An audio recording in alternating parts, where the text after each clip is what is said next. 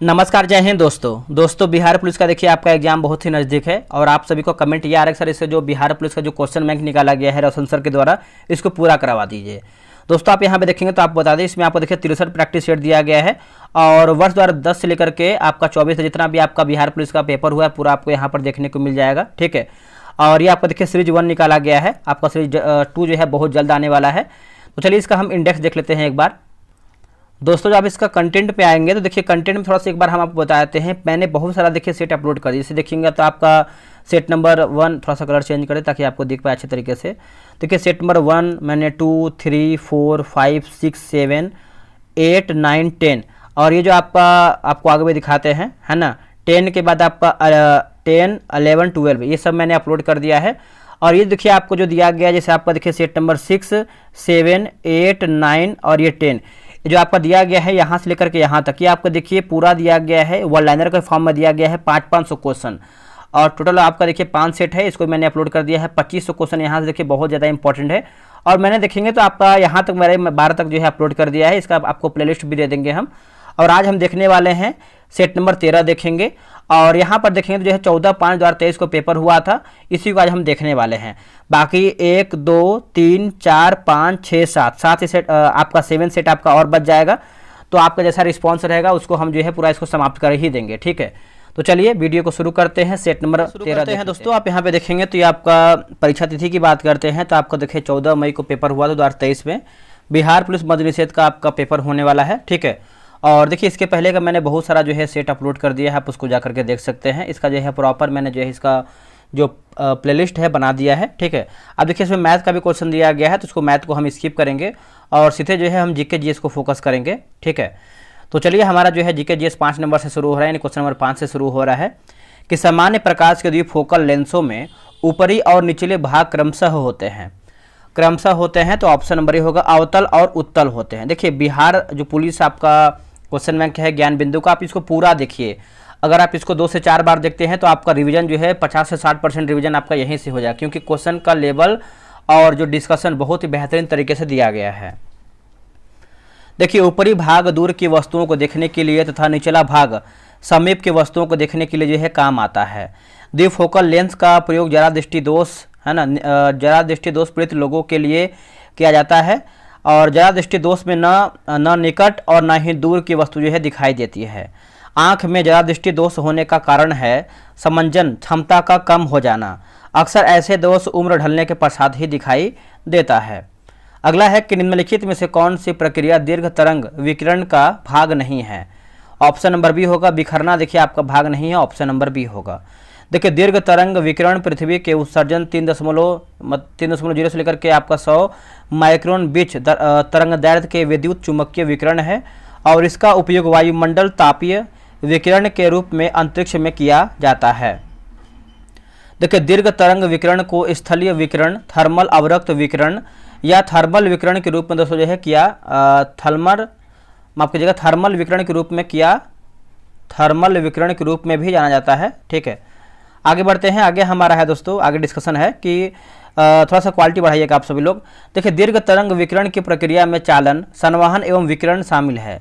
अब वही चालन की बात करते हैं, जब वस्तुएं एक दूसरे के संपर्क में आती हैं तब चालन एक गर्म वस्तु से ठंडी वस्तु में जो है स्थानांतरण की प्रक्रिया है। ठोस में ऊष्मा स्थानांतरण चालन द्वारा होता है। अब देखिए संवहन की बात करते हैं तो किसी द्रव्यमान या पदार्थ के एक स्थान से दूसरे स्थान तक गति द्वारा ऊष्मा का जो है स्थानांतरण संवहन कहलाता है। संवहन केवल द्रव्यों है ना, द्रव तथा गैसों में होता है, ठोसों में नहीं। अब देखिए विकिरण की बात करते हैं तो सभी वस्तुएं चाहे गर्म हो या ठंडी निरंतर ऊर्जा का उत्सर्जन करती हैं। ठंडी वस्तुओं की तुलना में गर्म वस्तुएं इकाई क्षेत्र में अधिक ऊर्जा जो है उत्सर्जित करती हैं। इसके संचरण के लिए माध्यम की आवश्यकता नहीं होती है। अब देखिए बिखरना यानी प्रकीर्णन की बात करते हैं, जब प्रकाश की तरंगें धूल के कण निलंबन में पानी के कणों के विलयन में निलंबित कणों जैसे छोटे निकायों पर गिरती है तो उन्हें सभी दिशाओं में बिखेर देती है। इसे प्रकाश का प्रकीर्णन या बिखरना कहा जाता है, याद रखिएगा। निम्नलिखित में से कौन एक समान त्वरण का जो है उदाहरण है। आंसर आपका सी होगा, जैसे एक मुक्त गिरने वाली वस्तु की गति और एक ढलान पर लुढ़कती हुई गेंद की गति। ऑप्शन नंबर जो है सी सही होगा। देखिए, एक समान या अनवरत त्वरण एक प्रकार की गति है जिसमें वस्तु का वेग प्रत्येक समान अवधि में समान मात्रा में जो है बदलता रहता है। एक पिंड जो स्वतंत्र रूप से गिरा रहता है गुरुत्वाकर्षण के कारण होने वाले त्वरण का अनुभव करता है, इसलिए इसका त्वरण स्थिर होता है और गति समान रूप से तेज हो रही होती है। एक समान त्वरण के कुछ उदाहरण, जैसे एक गेंद का ढलान पर लुढ़कना, एक स्काई डाइवर का विमान से बाहर कूदना और एक मुक्त रूप से गिरने वाली वस्तु। आगे बढ़ते हैं और यहाँ पे देख सकते हैं कि समान त्वरण का ग्राफ एक सीधी रेखा में होता है। ग्राफ का ढलना वस्तु का त्वरण बताता है। त्वरण का वेग समय ग्राफ इस प्रकार आपका यहाँ पर दिया गया है। आगे हमारा है क्वेश्चन नंबर 8 नंबर देखेंगे। क्वेश्चन नंबर 8 है कि कोई वस्तु एक तरल में तैरेगी या डूबेगी, यह निम्न में से किस पर निर्भर करता है? तो यह निर्भर करता है वस्तु और तरल के घनत्व में अंतर हो जाएगा। ऑप्शन नंबर सी सही होगा। देखिए, किसी निकाय की प्लवनशीलता एवं निमज्जन यानी प्लवनशीलता के विपरीत एक दूसरे के सापेक्ष घनत्व पर निर्भर करता है। यदि निकाय का घनत्व तरल के घनत्व से अधिक हो तो निकाय डूब जाएगा। दूसरी तरफ अगर निकाय का घनत्व तरल से कम हो तो उसके ऊपर जो है तैरने लगेगा। यदि निकाय और द्रव्य का घनत्व एक दूसरे के बराबर हो तो वे संतुलन में आ जाते हैं और तैरने लगते हैं। अगला है कि प्रत्येक प्रतिरोध वाली 3 प्रतिरोधों को एक समबाहु त्रिभुज के आकार में जोड़ा जाता है या जोड़ा गया है। किन्हीं 2 कोणों के मध्य प्रभावी प्रतिरोध होगा। तो ऑप्शन नंबर देखेंगे तो आपका जो है 8 का ऑप्शन नंबर बी सही हो जाएगा। आप इसका फिगर देख सकते हैं। चलिए आते हैं क्वेश्चन नंबर 10 नंबर पे। देखिए, ध्वनि तरंगे किसमें सबसे तेज गति में यानी सबसे तेज गति से चलती हैं? तो ऑप्शन नंबर हो जाएगा ठोस जो है सही उत्तर होगा। देखिए, विभिन्न माध्यम में ध्वनि की चाल भिन्न भिन्न होती हैं। यह मुख्यतः माध्यम की प्रत्यास्था के कारण ही विक्षोभ एक कण से दूसरे कण को संचारित होता है। कोई माध्यम जितना ही प्रत्यास्थ होगा ध्वनि की चाल उसमें उतनी ही अधिक होगी। इसके विपरीत अधिक घनत्व के माध्यम में ध्वनि की चाल ध्वनि की चाल जो है कम होती है। देखिए, ठोसों एवं धातुओं की उच्च प्रत्यास्था के कारण ही ध्वनि की चाल जो है धातुओं में अधिक होती है। अब यहाँ पर देखिए, जैसे ठोस की बात करते हैं तो आपका एल्यूमिनियम में देखेंगे तो हो जाएगा 6420 मीटर प्रति सेकेंड। निकेल की बात करते हैं 6040 मीटर प्रति सेकेंड। स्टील का हो जाएगा 5960 मीटर प्रति सेकेंड। लोहा का हो जाएगा 5950 मीटर प्रति सेकेंड। ठीक है, ये आपको देखिए 25 डिग्री सेल्सियस में, आपका यहाँ पर 0 डिग्री सेल्सियस दिया गया है। और पारा की बात करते हैं तो यहाँ पर जो 0 डिग्री है 1450 मीटर प्रति सेकेंड होगा। कांच यानी फ्लिंट की बात करते हैं तो आपको हो जाएगा 3980 और यहाँ पर है 5640 हो जाएगा। द्रव यानी इथेनॉल की बात करते हैं 1207 मीटर प्रति सेकेंड और 0 डिग्री की बात करते हैं 1213 मीटर प्रति सेकेंड। पानी का हो जाएगा 1481। अगला है गैस की बात करते हैं तो हाइड्रोजन में हो जाएगा 1284, यहाँ पर 1269 है। हीलियम को हो जाएगा 665, वायु को हो जाएगा 346, यहाँ पर 332 मीटर प्रति सेकेंड। ऑक्सीजन का हो जाएगा 316। अगला है कि आर्यों का मूल निवास कहाँ था? तो हो जाएगा एशिया माइनर हो जाएगा। ऑप्शन नंबर बी होगा एशिया माइनर। अब देखिए, आर्यों के मूल निवास के संबंध में विभिन्न विद्वानों के विचार अलग अलग है। जैसे प्रो मैक्समुलर की बात करते हैं तो एशिया माइनर मध्य एशिया, और बाल गंगाधर तिलक की बात करते हैं तो उत्तरी ध्रुव। डॉक्टर अविनाश चंद्र दास सप्त सैंधो प्रदेश। दयानंद सरस्वती की बात करते हैं तो आपका तिब्बत, और नेहरिंग एवं प्रोफेसर गार्डन चाइल्ड आपको दक्षिणी रूस। और गंगानाथ झा की बात करते हैं तो ब्रह्मर्षि है ना, ब्रह्मर्षि देश हो जाएगा। और क्या है दोस्तों, आपका गाइल्स महादेव हंगरी अथवा डैन्यूब नदी घाटी। प्रोफेसर पेंका की बात करते हैं जर्मनी के मैदानी भाग। अधिकांश विद्वान प्रोफेसर मैक्समुलर के एशियाई यानी एशिया माइनर मध्य एशिया बैक्ट्रिया क्षेत्र के विचारों से सहमत हैं कि आर्यों का मूल निवास जो है एशिया माइनर था। भारत के ग्रैंड ओल्ड मैन के रूप में जो है किसे जाना जाता है? तो दादा भीमराव हो जाएंगे। दोस्तों, इस पीटी का देखिए आपका जो है एक करंट अफेयर जो है होमवर्क सीरीज स्टार्ट होने वाला है 4 जुलाई से। आपको दिखा देते हैं, आप यहाँ पे देख सकते हैं दोस्तों, आपका 4 जुलाई से जो है आपका स्टार्ट होने वाला है और ये आपका फ्री ऑफ कॉस्ट होने वाला। आप यहाँ पे देख सकते हैं फ्री होने वाला है। इसमें आप देखिए रोजाना जो है 4 पेज का होमवर्क दिया जाएगा और वही 4 होमवर्क में से आपको जो है 100 क्वेश्चन जो है तैयार किया जाएगा टेस्ट के फॉर्म में, और टेस्ट का आपको PDF भी प्रोवाइड कराया जाएगा। 30 दिन में आपको जो है बुक जो है समाप्त करना है। बस आप 6 महीना आप हमसे जुड़ के देखिए, आपका जो है करंट अफेयर बहुत ही बेहतर हो जाएगा। और ये जो स्पीड का करंट अफेयर है, आपको पता है कि बिहार पुलिस, बिहार दरोगा, बीएसएससी, बीपीएससी सभी एग्जाम के लिए इंपॉर्टेंट है ही।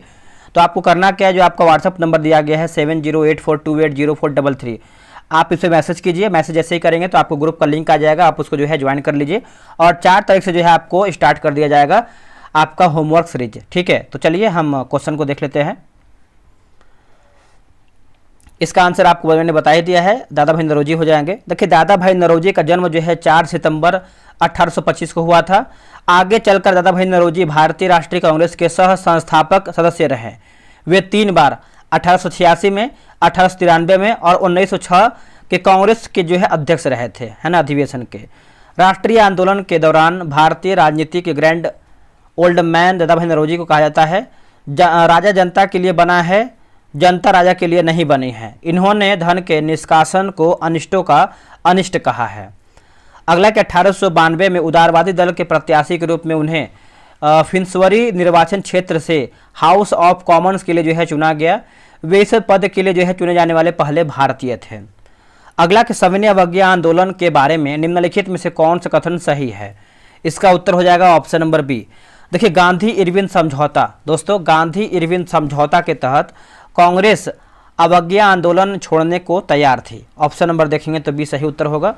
अब इसको समझते हैं। देखिए, 5 मार्च 1931 को द्वितीय गोलमेज सम्मेलन में शामिल होने तथा सविनय अवज्ञा आंदोलन के स्थगन को लेकर दिल्ली में एक समझौता हुआ। इस समझौता में कांग्रेस की तरफ से गांधी जी निम्न बातों को जो है स्वीकार किए थे। जैसे पहला की बात करते हैं तो सविनय अवज्ञा आंदोलन स्थगित कर दिया जाएगा। कांग्रेस निकट भविष्य में होने वाले दूसरे गोलमेज सम्मेलन में भाग लेगी।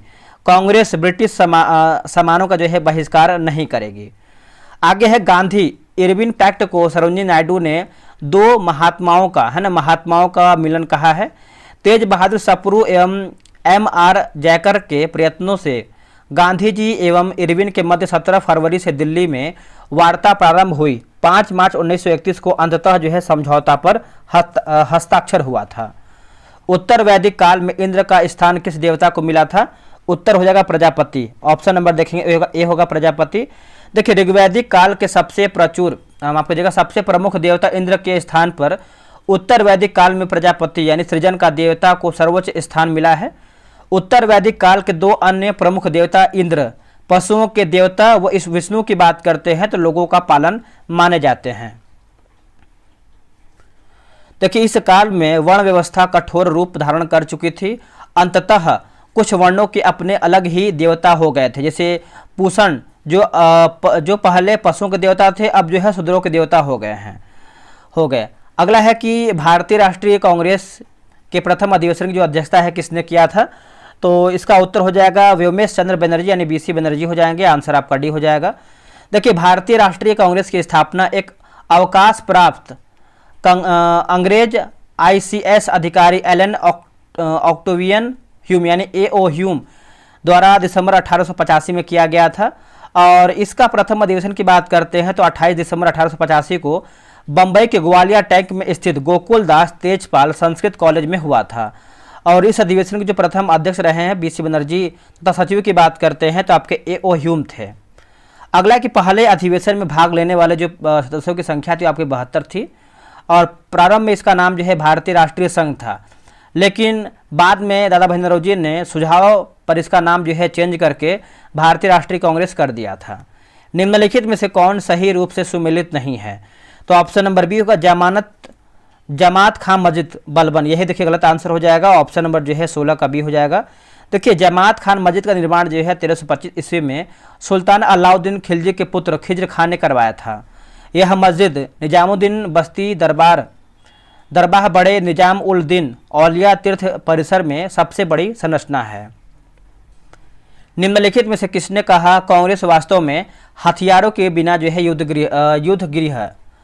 युद्ध मतलब की जगह गृह युद्ध है ना, हथियारों के बिना गृह युद्ध है? इसका उत्तर हो जाएगा sir Syed Ahmad Khan. Option number A होगा।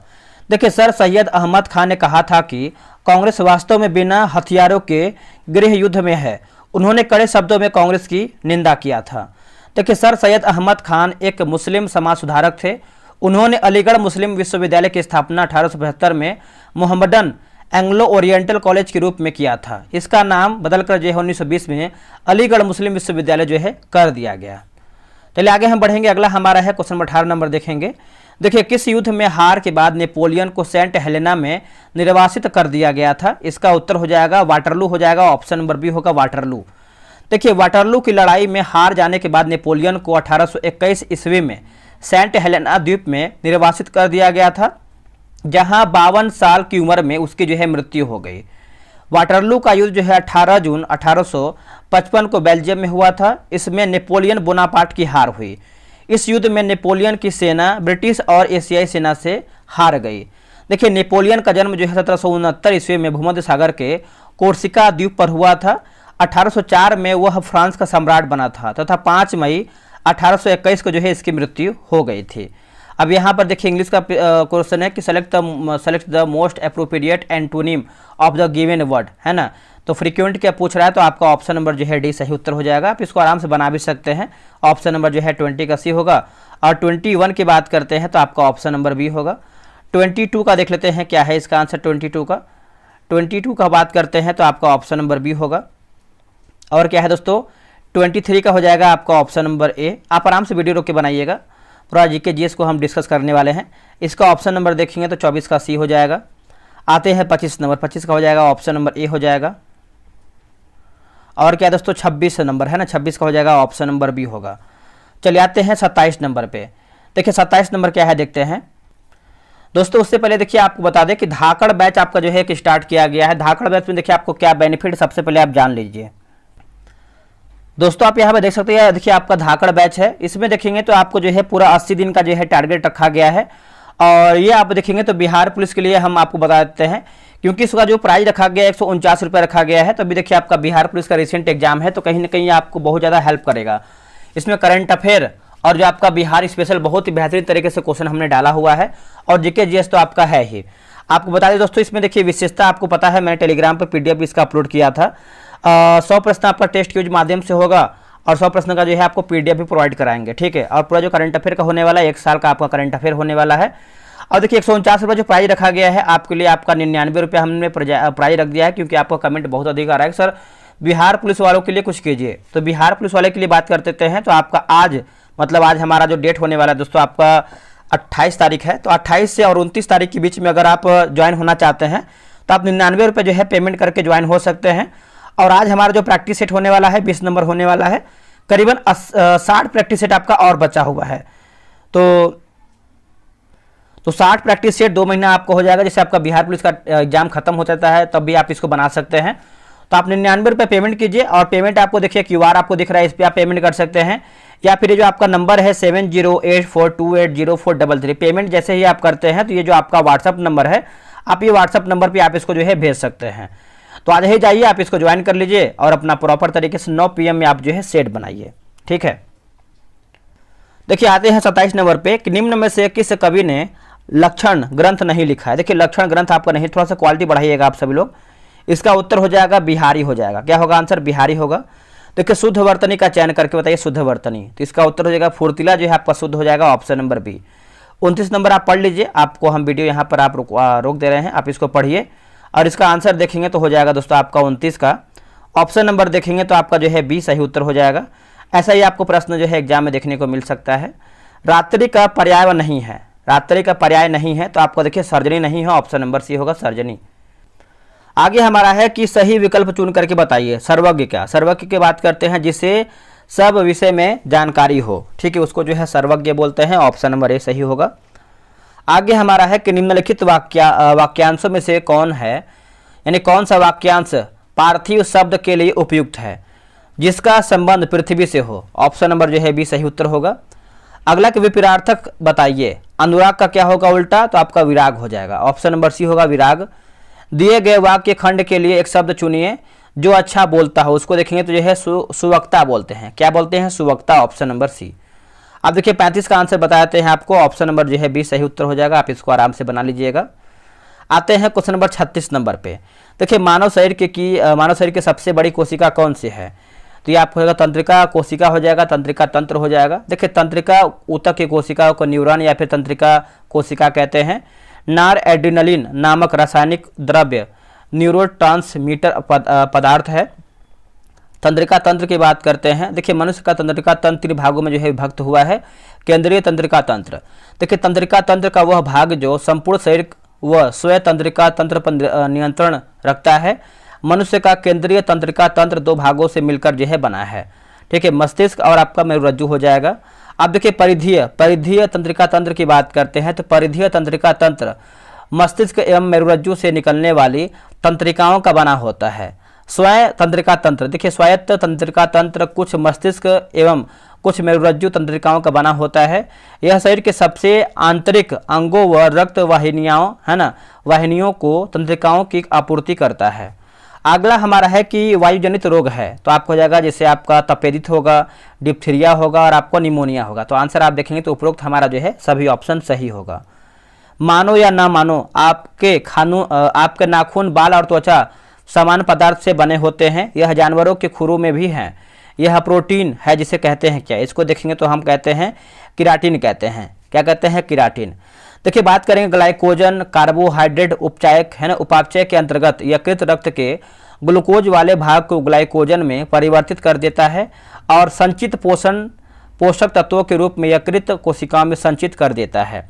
ग्लूकोज की आवश्यकता होने पर यकृत संचित ग्लाइकोजन को खंडित कर ग्लाइकोजन में परिवर्तित कर देता है।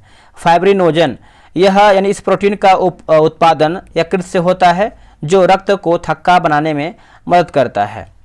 हेपेरिन की बात करते हैं, इस प्रोटीन का उत्पादन यकृत से ही होता है जो शरीर के अंदर रक्त को जमने से रोकता है।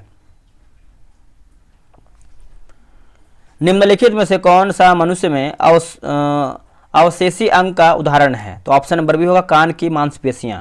देखो अवशेषी अंग वैसे अंग जिनकी उपयोगिता मनुष्य के लिए अब समाप्त हो चुकी हो। उदाहरण अपेंडिक्स, साइनस कान की मांसपेशी, अरेक्टस पीली और टॉन्सिल्स, नरों में निपल्स आदि। चलिए आगे बढ़ते हैं। किसके संचय के कारण जो है मांसपेशियों में थकान होती है, ऑप्शन नंबर बी होगा लैक्टिक एसिड हो जाएगा, लैक्टिक एसिड। ठीक है, आगे बढ़ते हैं कि जीवित सरल ऊतक जो पौधे के बढ़ते भागों को सहारा प्रदान करता है वो आपका कौन सा है, तो कोलेनकाइमा जो है इसका सही उत्तर हो जाएगा कोलेनकाइमा, ऑप्शन नंबर बी। जब इसमें हरित लवक पाया जाता है तब यह भोजन निर्माण करता है। स्क्लेरेनकाइमा दृढ़ ऊतक, इसमें जीव द्रव्य नहीं होता है एवं इनकी भित्ति लिग्निन के जमाव के कारण जो है मोटी हो जाती है। दृढ़ ऊतक पौधे के तना, पत्तियों के सिरा, फलों तथा बीजों के बीजावरण तथा नारियल के बाहरी रेशेदार छिलके में पाए जाते हैं। यह पौधों को सामर्थ्य, दृढ़ता एवं लचीलापन जो है प्राप्त यानी प्रदान करता है। अगर बात करेंगे पेरेन्काइमा के बारे में, मृदुतक के बारे में, तो इसकी कोशिका भित्ति पतली एवं सेलुलोज से बनी होती है। इस प्रकार की कोशिकाओं के बीच अंतर कोशिकीय स्थान रहता है। कोशिका के मध्य में एक बड़ी राजधानी रहती है। यह नए तने जड़ एवं पत्तियों के एपिडर्मिस और कार्टेक्स में पाया जाता है। यह पत्तियों में भोजन का निर्माण करता है। अब बात करेंगे फाइबर। यह स्क्लेरेनकाइमा कोशिकाओं की बनी होती है। यह मृत कोशिका होती है। यह मुख्यतः पौधे की आंतरिक सहायता प्रदान करती है। पादप कोशिकाओं में तृष्णा और कठोरता किसके द्वारा जो है प्रदान की जाती है, बताइए। इसका आंसर हो जाएगा दोस्तों ऑप्शन नंबर डी हो जाएगा। ठीक है, ऑप्शन नंबर डी में दिया गया है कि पादप कोशिकाओं में तृष्णा और कठोरता कोशिका रस से भरी रिक्तिकाएं प्रदान कर जाती हैं। अगला की राजधानियों में कोशिका रस भरा होता है। कोशिका रस में खनिज व कुछ कार्बनिक पदार्थ पाए जाते हैं जो कोशिका को स्फीति तथा कठोरता प्रदान करता है। निम्नलिखित में से कौन सा ऊतक पौधे के तने का घेरा बढ़ाने के लिए उत्तरदायी है, इसका उत्तर देखेंगे तो आपका ऑप्शन नंबर डी हो जाएगा। डी में है आपका पार्श्व प्रविभाजी होगा। देखिए पार्श्व प्रविभाजी ये ऊतक तने की परिधि या मूल में पाए जाते हैं। ये तने की चौड़ाई बढ़ाने में सहायक होते हैं तथा ये ऊतक तने तथा जड़ में द्वितीय वृद्धि करते हैं, जिससे तने व जड़ की चौड़ाई में वृद्धि होती है। समुद्र के पानी में यानी पानी से नमक को अलग करने के लिए निम्नलिखित में से किस विधि का जो है उपयोग किया जाता है, ऑप्शन नंबर ए होगा वाष्पीकरण हो जाएगा। क्या होगा, वाष्पीकरण। देखिए वाष्पीकरण घटकों को इसके अवाष्पीय घटकों से वाष्पीकरण की प्रक्रिया द्वारा पृथक कर सकते हैं।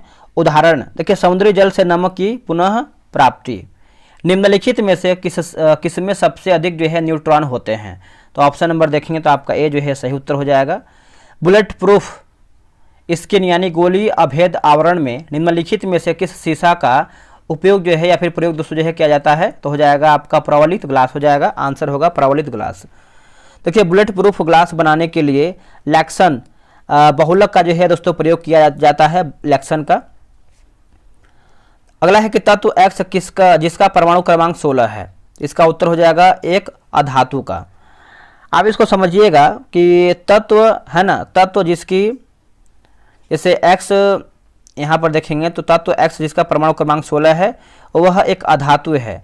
तत्व जिनकी प्रवृत्ति इलेक्ट्रॉन ग्रहण करने की होती है तथा जो ऋणायन बनाते हैं अधातु कहलाते हैं। ये संख्या में 22 हैं और इन्हें आधुनिक आवर्त सारणी में दाईं ओर रखा गया है। अगला है कि अधातु ऑक्सीजन से संयोग करके ऑक्साइड बनाते हैं तथा इनके ऑक्साइड सामान्यतः अम्लीय होते हैं। सल्फर जिसका परमाणु क्रमांक 16 है ऑक्सीजन से अभिक्रिया कर सल्फर डाइऑक्साइड यानी SO2 बनाती है, जो जल में घुलकर सल्फ्यूरिक अम्ल बनाती है। अंतः सल्फर परमाणु क्रमांक 16 एक अधातु है। कार्बन टेट्राक्लोराइड और पानी के मिश्रण को अलग करने के लिए निम्न में से किस तकनीक का जो है उपयोग किया जाता है? इसका उत्तर हो जाएगा सेपरेटिंग फनल जो है इसका सही उत्तर होगा। देखिए, सेपरेटिंग फनल पृथककारी कीप सेपरेटिंग फनल पृथककारी कीप की सहायता से हम दो अमिश्रणीय द्रवों के मिश्रण को पृथक कर सकते हैं। यह इस सिद्धांत पर आधारित है कि आपस में न मिलने वाले द्रव्य अपने घनत्व के अनुसार विभिन्न परतों में जो है पृथक हो जाते हैं। मिट्टी के तेल और जल के मिश्रण को पृथक करना, धातु शोधन के दौरान लोहे को पृथक करना आदि। चलिए सब देखिए, आपका मैथ का क्वेश्चन है। अगला है वर्मी कंपोस्ट होता है तो एक जैव उर्वरक होगा। देखिए, वर्मी कंपोस्ट को वर्मी कल्चर या फिर केचुआ पालन भी कहा जाता है। गोबर, सूखे एवं हरे पत्ते, घास फूस, धान का पुआल, कृषि अवशेष, शहर कूड़ा करकट इत्यादि खाकर केचुओं द्वारा जो है प्राप्त मल से तैयार खाद वर्मी कंपोस्ट कहलाती है। देखिए, केचुआ यहाँ पर लिखा गया है कि केचुआ के अवशेष मल, उनके कोकून, सभी प्रकार के लाभकारी सूक्ष्म जीवाणु, मुख्य एवं सूक्ष्म पोषण तत्वों की अपचित जैविक पदार्थों का केचुए मिश्रण वर्मी कंपोस्ट कहलाता है। उपयुक्त तापमान, नमी युक्त हवा तथा जैविक पदार्थ मिलने पर केंचुए अपनी संख्या बढ़ाने के साथ गोबर एवं वनस्पतिक अवशेष आदि को सड़ाकर जैविक खाद यानी उर्वरक के रूप में परिवर्तित कर सकते हैं या फिर करते रहते हैं। ये आपको देखिए रीजनिंग का प्रश्न है तो इसका आंसर जो है कीड़ा हो जाएगा। ये भी देखिए रीजनिंग का ही प्रश्न है तो ऑप्शन नंबर देखेंगे तो आपका भी हो जाएगा, आप इसको बना लीजिएगा। ये भी देखिए आपका रीजनिंग का ही प्रश्न है, क्वेश्चन नंबर 53 नंबर, इसका आंसर आप बता देते हैं। ऑप्शन नंबर देखेंगे तो आपका ऑप्शन नंबर ये होगा। ये भी आपका हो जाएगा, इसका देखिए स्टार बना के दिया गया लेकिन इसका सॉल्यूशन दिया गया, आप इसको बना सकते हैं। अब देखिए आते हैं 55 नंबर है कि निम्नलिखित में से कौन आंध्र प्रदेश की नई राजधानी है? तो हो जाएगा अमरावती जो है सही होगा, अमरावती। आगे बढ़ते हैं कि आंध्र प्रदेश के वर्तमान मुख्यमंत्री जो है चंद्रबाबू नायडू हैं। बिहार सरकार ने गरीबी घटाने के लिए कौन सी योजना जो है चालू किया है? तो इसका आंसर क्या हो जाएगा बताइएगा। इसका उत्तर हो जाएगा ऑप्शन नंबर बी हो जाएगा दोस्तों। ऑप्शन नंबर बी में देखेंगे तो महिला सशक्तिकरण हो जाएगा, महिला सशक्तिकरण हो जाएगा। ठीक है, आगे हम बढ़ेंगे। अगला हमारा है कि बिहार के कुछ प्रमुख योजना देखेंगे, जैसे मिशन परिवर्तन। देखिए, उप मुख्यमंत्री तेजस्वी यादव ने मेडिकल कॉलेजों में सुधार के लिए 60 दिन के तर्ज पर मिशन परिवर्तन को लॉन्च किया है। और यहाँ पर है कि हर घर गंगा जल योजना, इस योजना के तहत गंगा के पानी को पाइप लाइन के जरिए राजगीर, गया, बोधगया एवं नवादा में लोगों को उपलब्ध जो है कराया गया है, फिर करवाना है। मुख्यमंत्री डिजिटल हेल्थ योजना, इस योजना के तहत ऑनलाइन हॉस्पिटल में डॉक्टर या बेड की जानकारी लेना है। और फिश ऑन व्हील्स योजना, टीबी मरीजों के उनके घर पर ही मछली चावल खाने की जो है व्यवस्था कराना है। आगे है कि किस भारतीय निशानेबाज ने ISSF राइफल पिस्टल है ना विश्व कप 2023 में 10 मीटर एयर पिस्टल प्रतियोगिता में स्वर्ण पदक जीता है? तो इसका उत्तर होगा Sarabjot Singh. Option number B होगा सरबजोत सिंह। 75वें गणतंत्र दिवस परेड में किस राज्य की झांकी को प्रथम पुरस्कार मिला है? उत्तराखंड हो जाएगा। ऑप्शन नंबर देखेंगे तो डी होगा उत्तराखंड। करंट अफेयर का है। करंट अफेयर के लिए आप एकदम निश्चिंत रहिएगा, पूरा करंट अफेयर आपका एक से बाहर, मतलब कोई भी प्रश्न देखिए आपका बाहर नहीं जाएगा, क्योंकि हम अलग तरीके से आपका होमवर्क करवा रहे हैं। आप होमवर्क पढ़िए और उसी में से जो है 100 क्वेश्चन का आपको टेस्ट करवाएंगे, फिर देखिए आपका स्कोर कैसे बढ़ता है। आपका एक एक टॉपिक जो है करंट अफेयर का पूरा क्लियर हो जाएगा। ठीक है, देखिए ऑप्टिकल फाइबर का आविष्कार किसने किया है? तो इसका उत्तर हो जाएगा Narinder Kapany, option number B. यह ग्लास और प्लास्टिक से बना एक बहुत पतला फाइबर है जो कुछ यानी कुल आंतरिक परावर्तन के सिद्धांत पर कार्य करता है। यह बहुत कम हानि के साथ लंबी दूरी के डेटा स्थानांतरण के लिए हल्का, तेज और उपयोगी होता है। अगला है कि 1 ग्राम यूरेनियम लगभग किसके समान ऊर्जा का उत्पादन करेगा? किसके समान ऊर्जा का उत्पादन करेगा? तो इसका आंसर देखेंगे तो ऑप्शन नंबर बी सही हो जाएगा। 1 ग्राम यूरेनियम 235 द्वारा उत्पादित ऊर्जा 4.5 टन उच्च ग्रेड कोयले से उत्पादित ऊर्जा के समान होता है। यूरेनियम की खोज जो है 1789 में मार्टिन हेनरिक क्लेप्रोथ द्वारा जो है किया गया था। आगे है कि एक परमाणु इकाई के क्रिटिकल बनने का अर्थ क्या है? तो ईंधन नाभिक के स्वतः विभाजन का कारण बनने वाली श्रृंखला प्रतिक्रिया है ना, प्रतिक्रिया स्थापित हो गई है। आप याद रखिएगा इसको। देखिए, जब रिएक्टर एक ऐसे विन्यास में होता है कि प्रत्येक विखंडित परमाणु से एक न्यूट्रॉन और एक विखंडन का कारण बनता है, तब परमाणु इकाई को क्रिटिकल कहा जाता है। निम्न में से कौन सा अस्पताल हाल ही में कैंपस में फायर स्टेशन वाला भारत का पहला अस्पताल बना है? तो ये आपको हो जाएगा एम्स दिल्ली, जो है सही उत्तर हो जाएगा एम्स दिल्ली। देखिए, इसके लिए दिल्ली अग्निशमक सेवा के साथ समझौता किया गया है।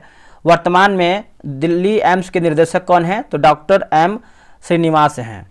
डिजिटल नियमों में हुए बदलाव के चलते किस कंपनी ने भारत में अपना काम जो है बंद कर दिया है? तो आपका याहू जो है सही उत्तर हो जाएगा याहू।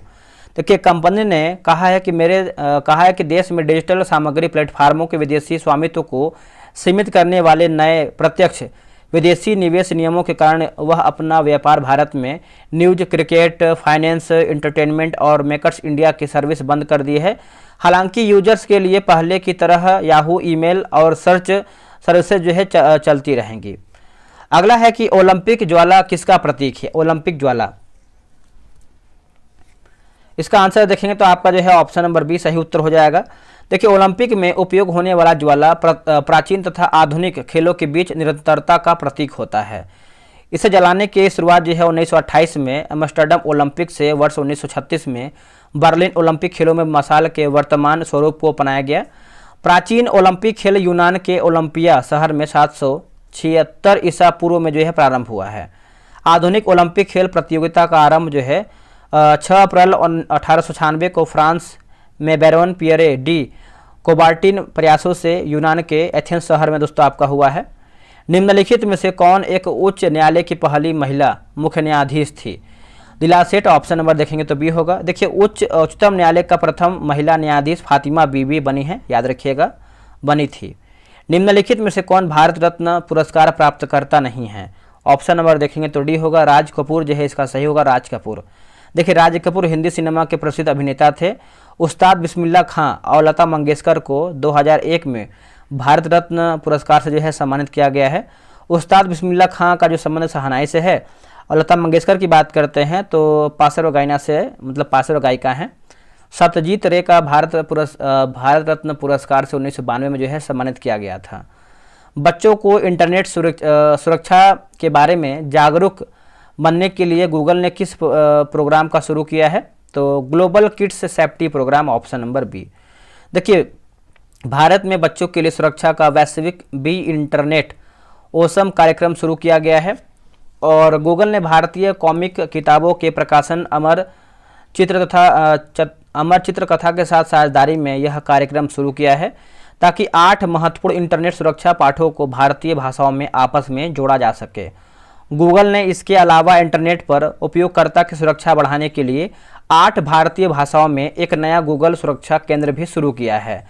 उसने अपने नीति विश्लेषकों, सुरक्षा विशेषज्ञों सहित भारत के ट्रस्ट सुरक्षा टीमों को समर्पित अपने संसाधनों में वृद्धि भी किया है।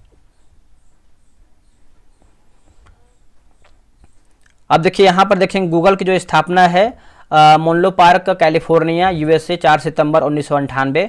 संस्थापक की बात करते हैं तो सर्गेस ब्रिन, लैरी पेज। इसकी जो सहायक कंपनी जो है आपका यूट्यूब और डबल क्लिक और गूगल वन हो जाएगा। आगे बढ़ते हैं कि भारत की राष्ट्रीय सुरक्षा परिषद के संबंध में निम्नलिखित में से कौन सा कथन जो है सही नहीं है। तो आंसर हो जाएगा योजना आयोग के उपाध्यक्ष इसके सदस्य होते हैं, यही गलत आंसर हो जाएगा। देखिए भारत की राष्ट्रीय सुरक्षा परिषद एक कार्यकारी सरकारी एजेंसी है। इसकी स्थापना जो है 19 नवंबर 1998 को किया गया है। एनएससी सर्वोच्च निकाय के रूप में कार्य करता है, जिसके अध्यक्ष जो हैं प्रधानमंत्री होते हैं या फिर करते हैं अध्यक्षता। गृह, रक्षा, वित्त तथा विदेश मंत्री इसके सदस्य होते हैं।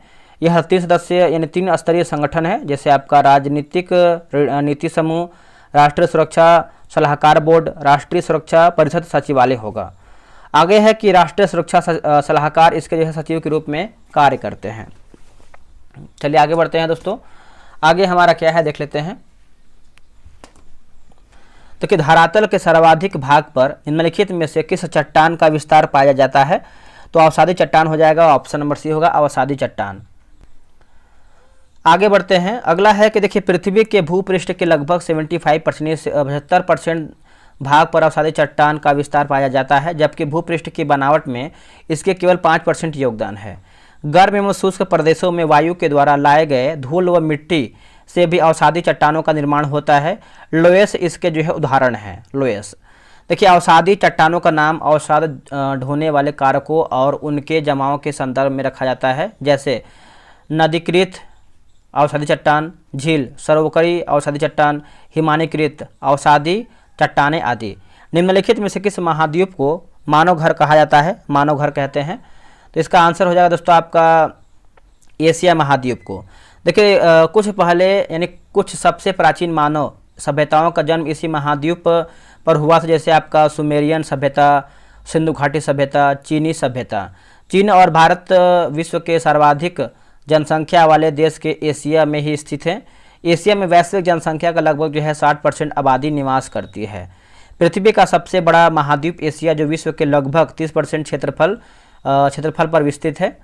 इसका क्षेत्रफल जो है आपका 4,95,79,000 वर्ग किलोमीटर है। एशिया के दक्षिण में हिंद महासागर, उत्तर में आर्कटिक महासागर और पूर्व में प्रशांत महासागर, पश्चिम में यूराल पर्वत, कैस्पियन सागर, काला सागर व भूमध्य सागर एशिया और यूरोप की सीमा बनाते हैं। लाल सागर और सुएज नहर एशिया को अफ्रीका से अलग करती है, याद रखिएगा। आगे के निम्न में से कौन सा ज्वालामुखी क्षेत्र 10,000 धुआओं की घाटी के नाम से जो है दोस्तों आपका जाना जाता है। तो कटमई हो जाएगा, ऑप्शन नंबर सी। देखिए धुआं ज्वालामुखी क्रिया की अंतिम अवस्था के प्रतीक हैं। इनसे गैस व जलवाष्प निकला करते हैं। गंधक युक्त धुआओं को सोल फतारा कहा जाता है, याद रखिएगा। देखिए ईरान का कोह सुल्तान धुआरा तथा न्यूजीलैंड की प्लेंटी की खाड़ी में स्थित हाइट द्वीप का धुआरा भी प्रसिद्ध है। भूपर्पट्टी में सर्वाधिक विस्तृत रूप से पाया जाने वाला तत्व कौन सा है। तो ये आपका ऑक्सीजन हो जाएगा, ऑप्शन नंबर ए होगा ऑक्सीजन। देखिए ऑक्सीजन की बात करते हैं तो 46.60, सिलिकॉन की बात करते हैं तो 27.72, एल्यूमिनियम की बात करते हैं तो 8.13 और लोहा की बात करते हैं तो 5% और कैल्शियम की बात करते हैं 3.63% हो जाएगा। निम्न में से कौन सी पर्यावरण क्षति बहुउद्देशीय परियोजनाओं के कारण जो है नहीं हुई है। तो इसका ऑप्शन देख लेते हैं, क्या है इसका ऑप्शन। इसका आंसर देखेंगे तो आपका ऑप्शन नंबर डी जो है सही उत्तर हो जाएगा। देखिए ज्वालामुखी गतिविधि बहुउद्देशीय परियोजना के कारण जो है नहीं हुआ है। नदी परियोजनाओं पर उठे अधिकतर आपत्तियां उनके अपने उद्देश्यों में विफल हो जाने के कारण है। बाढ़ है ना, बांध बाढ़ नियंत्रण के लिए बनाए जाते हैं। उनके जलाशयों में तलछट जमा होने से वे बाढ़ आने का कारण बन जाते हैं। अत्यधिक वर्षा होने के दिशा में बड़े बांध भी कई बार बाढ़ नियंत्रण में असफल रहते हैं। इन बाढ़ों से न केवल जान माल का नुकसान होता है अपितु बहुत बड़े स्तर पर जो है मृदा अपरदन भी हो जाता है। अगला की बहुउद्देशीय योजना के कारण जो है भूकंप आने की संभावना भी बढ़ जाती है और अत्यधिक जल के उपयोग से जल जनित बीमारी, फसलों में कीटाणु जनित बीमारी और प्रदूषण फैलते हैं। अब यहाँ पर देखिए आपका मिलान करके बताना है, मिलाते हैं। जैसे एक सेकंड, यहाँ पर दिया गया है कि आपका कौन सा विशिष्ट सही है। तो समुद्री भूमध्य रेखा क्षेत्र में गर्म महासागर, यही देखेंगे तो आपका जो है सही उत्तर हो जाएगा। इसको पढ़ते हैं। देखिए, वायु द्रव्यमान वायु राशि वैश्विक ग्रहीय पवन प्रणाली का एक अभिन्न हिस्सा है। अक्षांश के संबंध में 4 मूल स्रोत क्षेत्रों के अनुसार वायु द्रव्यमान को वर्गीकृत किया जा सकता है, जैसे आपका ध्रुवीय ठंडा, आर्कटिक बहुत ठंडा, विषुवतीय बहुत मतलब गर्म और बहुत नम, और उष्णकटिबंधीय की बात करते हैं तो आपका गर्म हो जाएगा। देखिए, समुद्री भूमध्य रेखीय स्थित 25 डिग्री उत्तर से लेकर के 10 डिग्री दक्षिण तक होगा, और समुद्री उष्णकटिबंधीय की बात करते हैं तो यह गर्म नम प्रायः अस्थिर होता है। महाद्वीपीय उष्णकटिबंधीय वायु राशि गर्मी के मौसम के दौरान मध्य या निचले अक्षांश में शुष्क या रेगिस्तान क्षेत्रों में उत्पन्न होती हैं। महाद्वीपीय ध्रुवीय की बात करते हैं तो यह ठंडा, शुष्क तथा स्थिर होता है। यह मुख्य रूप से एशिया के उच्च अक्षांशीय क्षेत्र या कनाडा में विकसित होते हैं। आगे हमारा है कि निम्न में से कौन सी नदी कुमाऊं हिमालय के मिलाम हिमनद से निकलती है। तो इसका आंसर देखिए स्टार बना के दिया गया है। देखिए, शारदा या सरयू नदी का उद्गम नेपाल हिमालय से मिलाम हिमनद में है, जहां इसे जो है गौरी गंगा के नाम से दोस्तों जो है जाना जाता है। यह भारत नेपाल सीमा के साथ बहती हुई, जहां इसे जो है काली या चाय कहा जाता है, घाघरा नदी में मिल जाती है। देखिए, राम गंगा नदी गोरसेन के निकट गढ़वाल की पहाड़ियों से निकलने वाली अपेक्षाकृत छोटी नदी है। यमुना गंगा की सबसे पश्चिमी और सबसे लंबी सहायक नदी है। इसका उद्गम स्रोत यमुनोत्री हिमनद है, जो हिमालय में बंदरपूछ श्रेणी की पश्चिमी ढाल पर 6316 मीटर ऊंचाई पर स्थित है। प्रयाग यानी इलाहाबाद में इसका संगम गंगा नदी में होता है। अगला कि एस आकार का महासागरीय कटक है, तो ऑप्शन नंबर बी होगा मध्य अटलांटिक कटक। देखिए, मध्य अटलांटिक कटक की लंबाई जो है आपको 14,000 किलोमीटर है। मध्य अटलांटिक कटक अटलांटिक महासागर में स्थित है।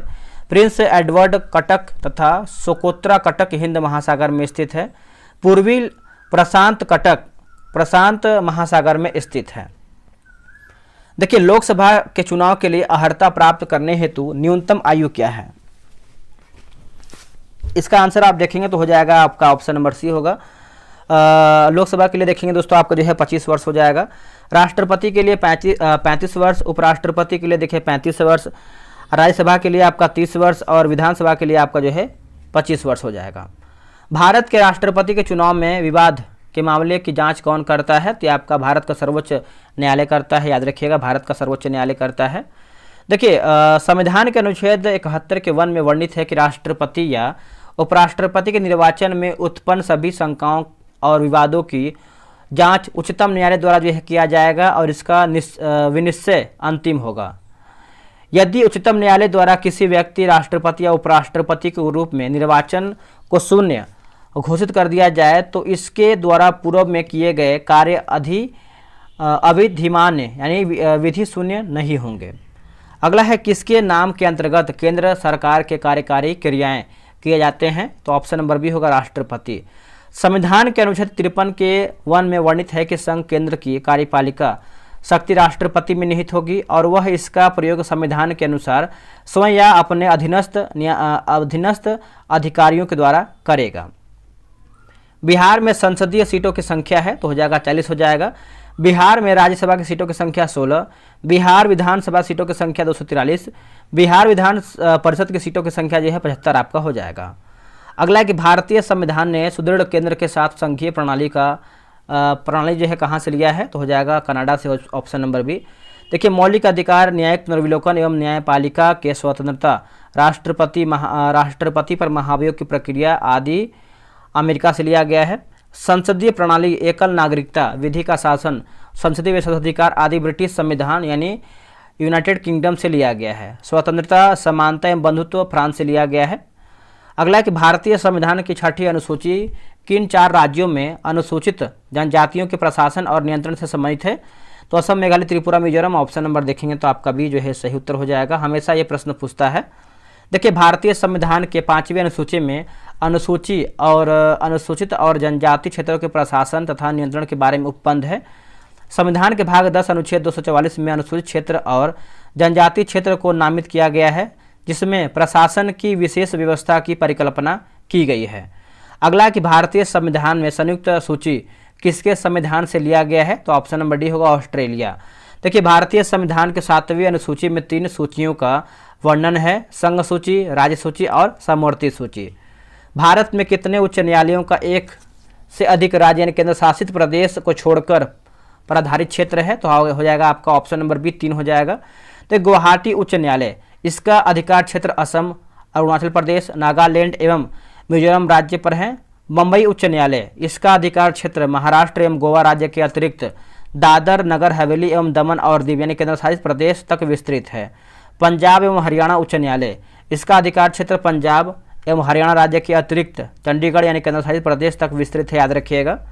भारत के 7 उच्च न्यायालय का अधिकार क्षेत्र के 1 से अधिक राज्य या केंद्र शासित प्रदेश तक विस्तृत है। न्यायालय का नाम और अधिकार क्षेत्र, तो कलकत्ता उच्च न्यायालय की बात करते हैं तो पश्चिम बंगाल, अंडमान निकोबार द्वीप समूह है। मद्रास उच्च न्यायालय तमिलनाडु, पुडुचेरी। जम्मू और कश्मीर एवं लद्दाख उच्च न्यायालय जम्मू और कश्मीर लद्दाख होगा। केरल उच्च न्यायालय केरल और लक्षद्वीप हो जाएगा। देखिए भारत के संपूर्ण क्षेत्र में स्वतंत्र रूप से आने जाने का अधिकार भारत के संविधान के डैश के अंतर्गत एक मौलिक अधिकार है। अनुच्छेद 19 का 1 हो जाएगा। देखिए भारत के संविधान के अनुच्छेद 19 के 1 के घ के अंतर्गत एक मौलिक अधिकार है।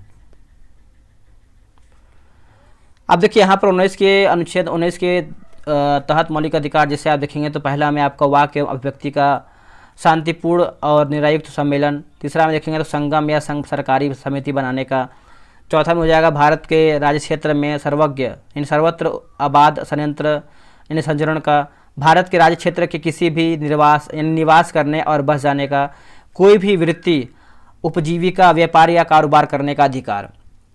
भारतीय संविधान किस अनुच्छेद में कानून की नियत प्रक्रिया का सिद्धांत सम्मिलित है?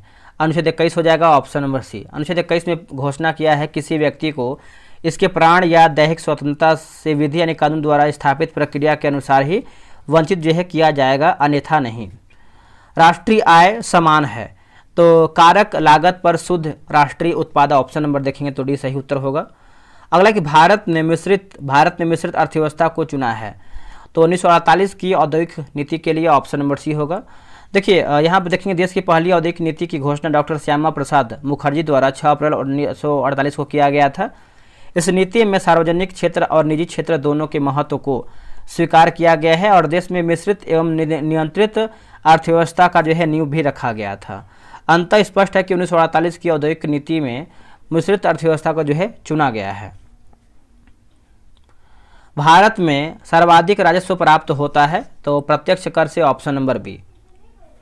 अगला कि सार्वजनिक वस्तु का क्या अर्थ है? तो एक वस्तु जिसका लाभ अविभाज्य रूप से पूरे समुदाय को लाभ पहुंचाता है, ऑप्शन नंबर बी होगा।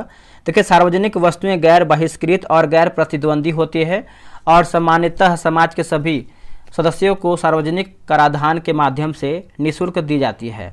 कानून का प्रवर्तन, राष्ट्रीय रक्षा और कानून व्यवस्था सार्वजनिक वस्तुओं के उदाहरण हैं। सार्वजनिक वस्तुओं में स्वच्छ वायु और जल जैसी बुनियादी आवश्यकता भी शामिल हैं। निम्नलिखित में से कौन मानव विकास सूचकांक यानी HDI का एक घटक नहीं है? तो आपका स्टार बना के दिया गया है। देखिए मानव विकास सूचकांक का प्रतिपादन 1990 में अर्थशास्त्री महबूब उल हक यानी पाकिस्तान और अमर्त्य सेन भारत ने किया था। देखिए मानव विकास सूचकांक एक सांख्यिकीय सूचकांक है जिसमें निम्न घटक शामिल होते हैं: जन्म के समय जीवन प्रत्याशा, शिक्षा या ज्ञान की पहुंच। ठीक है, आप इसको पढ़ लीजिएगा आराम से। संयुक्त राष्ट्र द्वारा पहला मानव विकास सूचकांक 1990 में जारी किया गया था। प्रत्येक वर्ष इसे संयुक्त राष्ट्र विकास कार्यक्रम द्वारा प्रकाशित किया जाता है। भारत में वाणिज्यिक बैंकिंग प्रणाली है। इसका आंसर देखेंगे तो हो जाएगा ऑप्शन नंबर ए होगा, मिश्रित बैंकिंग हो जाएगा। देखिए भारत में वाणिज्यिक बैंकिंग प्रणाली मिश्रित बैंकिंग का उदाहरण है। मिश्रित बैंकिंग एक ऐसा दृष्टिकोण है जहां बैंक वाणिज्यिक और औद्योगिक दोनों तरह की बैंकिंग करते हैं। देखिए वाणिज्यिक और बैंक इंडस्ट्री अथवा बिजनेस को लंबी अवधि के लिए ऋण देता है। आगे बढ़ेंगे कि निम्न में से कौन कृषि मूल्य समर्थन कार्यक्रम का एक उदाहरण है? ऑप्शन नंबर बी होगा, प्राइम फ्लोर सही हो जाएगा। प्राइम फ्लोर, माफ कीजिएगा, प्राइस फ्लोर। देखिए प्राइस फ्लोर वह तंत्र है जिसके द्वारा किसी वस्तु की कीमत को एक निश्चित स्तर से नीचे गिरने से रोका जाता है। भारत में न्यूनतम समर्थन मूल्य एमएसपी प्राइस फ्लोर पर जो है अधिक है। ठीक है। अगला है कृषि लागत और मूल्य आयोग द्वारा 23 फसलों के लिए न्यूनतम समर्थन मूल्य की सिफारिश किया जाता है। केंद्र सरकार की आर्थिक मामलों की मंत्रिमंडलीय समिति कृषि लागत और मूल्य आयोग द्वारा जो है की गई सिफारिशों पर जो है अंतिम निर्णय लेती है। केंद्रीय बजट के संदर्भ में निम्नलिखित में से कौन सा गैर योजना व्यय के अंतर्गत आता है? ऑप्शन नंबर सी होगा, जैसे रक्षा व्यय, ब्याज भुगतान, वेतन और पेंशन, और उसके बाद सब्सिडी हो जाएगा। देखिए योजना व्यय की बात करते हैं तो योजनाओं के अंतर्गत किए जाने वाले सभी व्यय को योजनागत व्यय कहते हैं, जैसे बिजली उत्पादन, सिंचाई एवं ग्रामीण विकास, सड़क, पुल, नहर इत्यादि निर्माण। गैर योजनागत व्यय, देखिए योजनागत व्यय के अलावा अन्य सभी प्रकार के व्यय को गैर योजना व्यय के रूप में जाना जाता है, जैसे ब्याज भुगतान, वेतन, पेंशन, सब्सिडी, रक्षा व्यय, राज्यों और केंद्र शासित प्रदेश की सरकारों को संवैधानिक हस्ताक्षरण। अब यहाँ पर कुछ मैथ का भी क्वेश्चन दिया गया तो आप इसको आराम से बना लीजिएगा। ठीक है, इसका आंसर वगैरह सब आपको दिख ही रहा होगा, दिखा देते हैं आपको ताकि आप इसको बना पाएँ। तो दोस्तों हमारा जो है 100 प्रश्न आपका समाप्त हो गया है, और उसके बाद हम जो कल देखेंगे ये आपका मद्य निषेध का पेपर देखेंगे, और यहाँ पर जो है दूसरा मतलब यहाँ पर देखिए लिखा गया है कि 16/10/2022 को एक ही पाली में पेपर हुआ, तो उसको हम देखेंगे। तो वीडियो कैसा लगा है कमेंट कीजिएगा, और इसके पहले का जितना भी मैंने वीडियो अपलोड किया आप उसको जाइए रिवीजन कीजिए। आपको जो है जो प्लेलिस्ट है आपको टेलीग्राम पे डाल देंगे, तो आप उसको जो है आराम से देख सकते हैं। चलिए मिलते हैं एक नई वीडियो में, आज के लिए इतना ही। जय हिंद, जय भारत।